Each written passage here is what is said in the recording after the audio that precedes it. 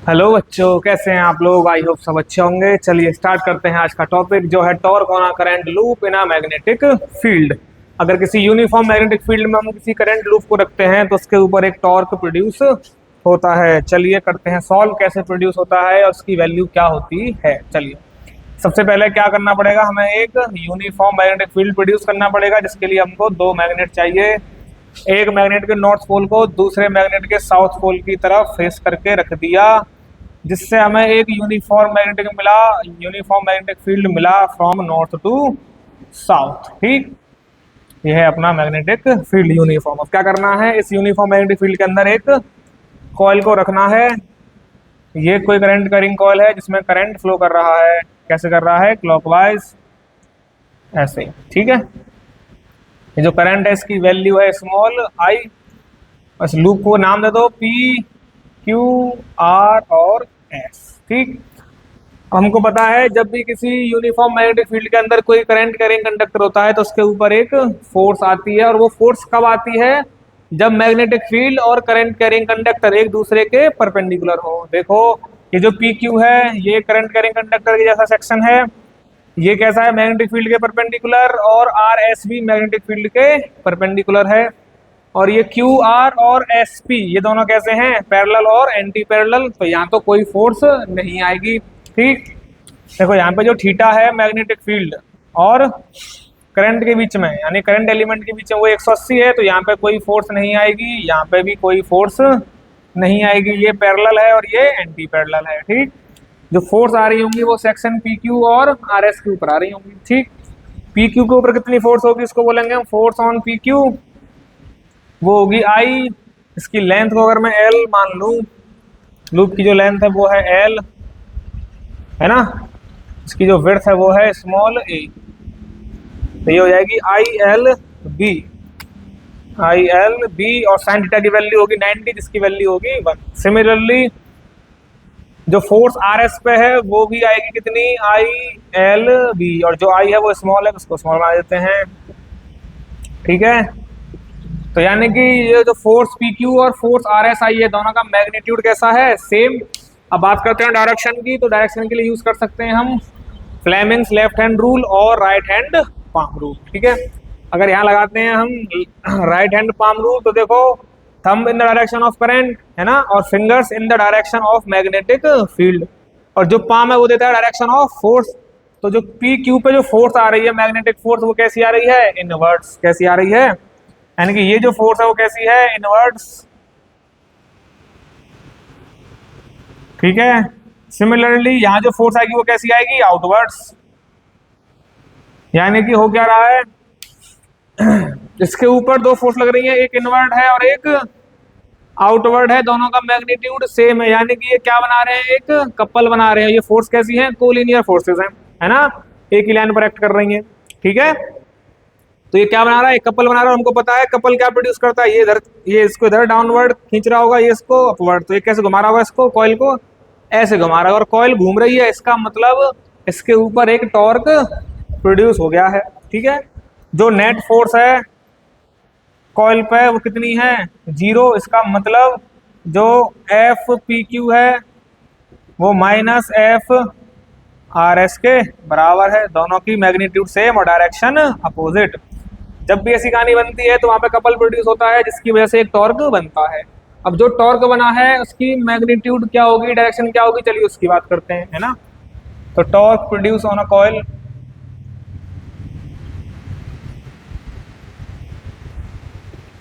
कितना होगा torque, torque होता है force into perpendicular distance. Force into perpendicular distance, कोई भी एक फोर्स ले लीजिए और इन दोनों के बीच की परपेंडिकुलर डिस्टेंस ले लीजिए, वही होता है टॉर्क। जो फोर्स का मैग्नीट्यूड है वो है आई एल बी, है ना, इनटू परपेंडिकुलर डिस्टेंस, जिसको हम बोल रहे हैं डी। और डी के बारे में अभी हमें कोई पता नहीं है, तो हम डी को फाइंड आउट करते हैं। किसी टाइम डी पर सपोज मेरी जो कॉइल है वो ऐसे आ गई है। ठीक है, ये जो डिस्टेंस है वो है स्मॉल ए, ये जो डिस्टेंस है वो है स्मॉल ए। ठीक है, इसका जो एरिया वेक्टर होगा इस फेस का, इस प्लेन का, वो कैसा होता है, परपेंडिकुलर टू प्लेन। यानी कि इसका जो एरिया वेक्टर होगा वो ऐसे होगा, इसको बोलेंगे एरिया वेक्टर। और जो मैग्नेटिक फील्ड है वो ऐसे आ रहा है, इसको बोलेंगे वी वेक्टर। और हम बोल रहे हैं कि बी वेक्टर और ए वेक्टर के बीच में जो एंगल है वो है थीटा। देखो एक जो फोर्स है वो अपवर्ड है, ये फोर्स डाउनवर्ड है, ये फोर्स अपवर्ड है ना। चलिए इसकी जो परपेंडिकुलर डिस्टेंस होगी क्या वो ये नहीं होगी?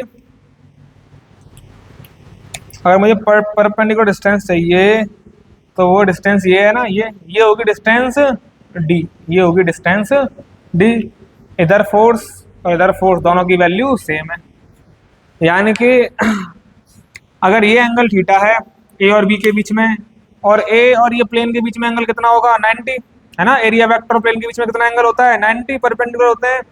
तो ये एंगल कितना हो जाएगा, ये एंगल हो जाएगा 90 माइनस थीटा। अगर ये एंगल 90 माइनस थीटा है तो ये एंगल भी 90 माइनस थीटा, और ये एंगल 90 है तो ये एंगल हो जाएगा अपना थीटा। कितना हो जाएगा ये एंगल थीटा। अब देखो ए के दो कंपोनेंट होंगे, इधर होगा ए कॉस थीटा और इधर होगा ए साइन थीटा, ठीक है।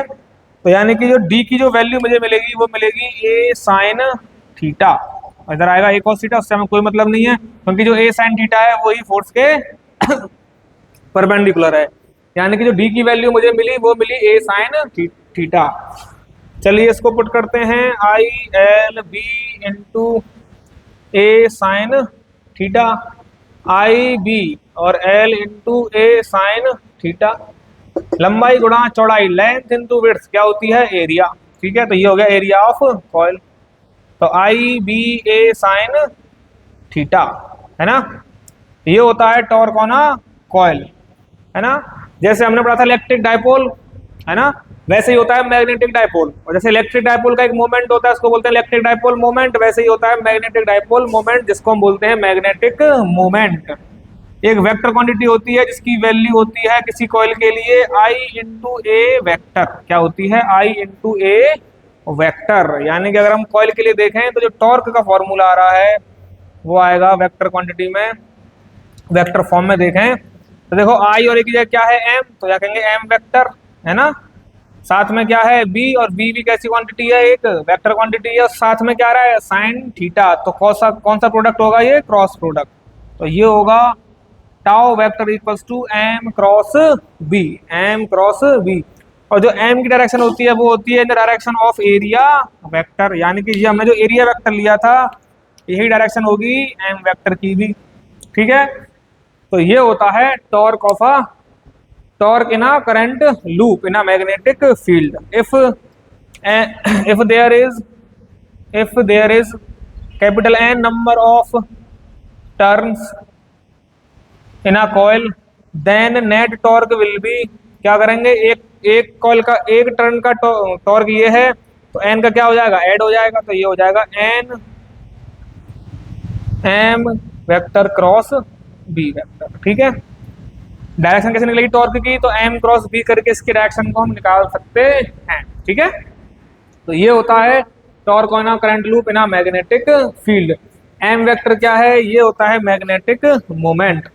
इसके बारे में ब्रीफली आपको एक वीडियो बता देंगे पूरा कैसे आता है मैग्नेटिक मोमेंट, है ना, क्या होता है मैग्नेटिक डायपोल, ठीक है। इसके एक अलग से वीडियो बना देंगे तो काम आएगी, ठीक है। ये होता है magnetic moment,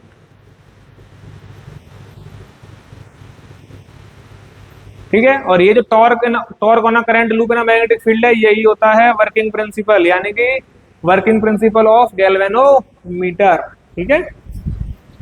moving coil galvanometer का यही है वर्किंग प्रिंसिपल, इसी पे गैल्वेनोमीटर डिजाइन होता है, ठीक है। आई होप आपको ये वीडियो समझ में आई होगी, ठीक है। समझ में आई तो वीडियो को लाइक कीजिए, इस चैनल को सपोर्ट कीजिए और ऐसे ही देखते रहिए। मिलते हैं नेक्स्ट वीडियो में, तब तक थैंक यू।